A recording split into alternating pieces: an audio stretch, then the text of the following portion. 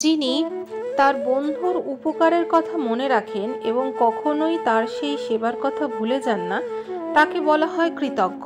মহাভারতে শ্রীকৃষ্ণ ঘোষণা করেছেন, আমি যখন দ্রৌপদীর থেকে দূরে ছিলাম তখন সে হে গোবিন্দ বলে আমাকে ডাকে, আর সেই ডাকের ফলে আমি তার কাছে ঋণী হয়ে গেছি এবং সেই ঋণ আমার হৃদয়ে ক্রমান্বয়ে বর্ধিত হচ্ছে।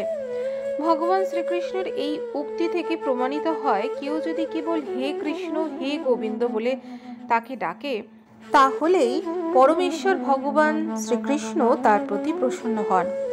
মহামন্ত্র হরে কৃষ্ণ কৃষ্ণ কৃষ্ণ হরে হরে, হরে রাম রাম রাম হরে হরে উচ্চারণ করার মাধ্যমে শ্রীকৃষ্ণ এবং তার শক্তিকে সম্বোধন করা হয়। সুতরাং যিনি নিরন্তর ভগবান এবং তার শক্তিকে ডাকছেন, আমরা সহজেই অনুমান করতে পারি পরমেশ্বর ভগবান তার কাছে কত কৃতজ্ঞ।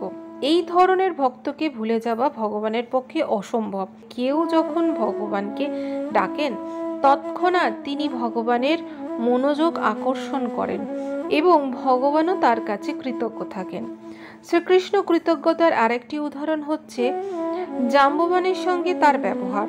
ভগবান যখন রামচন্দ্র রূপে লীলাবিলাস করেছিলেন, তখন বানরদের মহানায়ক জাম্ববান অতি বিশ্বস্তভাবে তার সেবা করেন।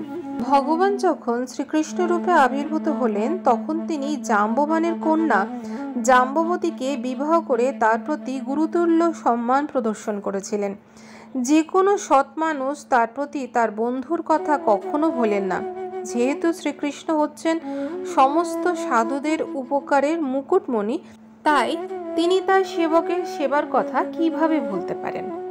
তাহলে দর্শক বন্ধুরা, এই ছিল আমাদের ভগবান শ্রীকৃষ্ণের দিব্য গুণাবলীর মধ্যে আরেকটি গুণাবলী, তিনি অত্যন্ত কৃতজ্ঞ ছিলেন।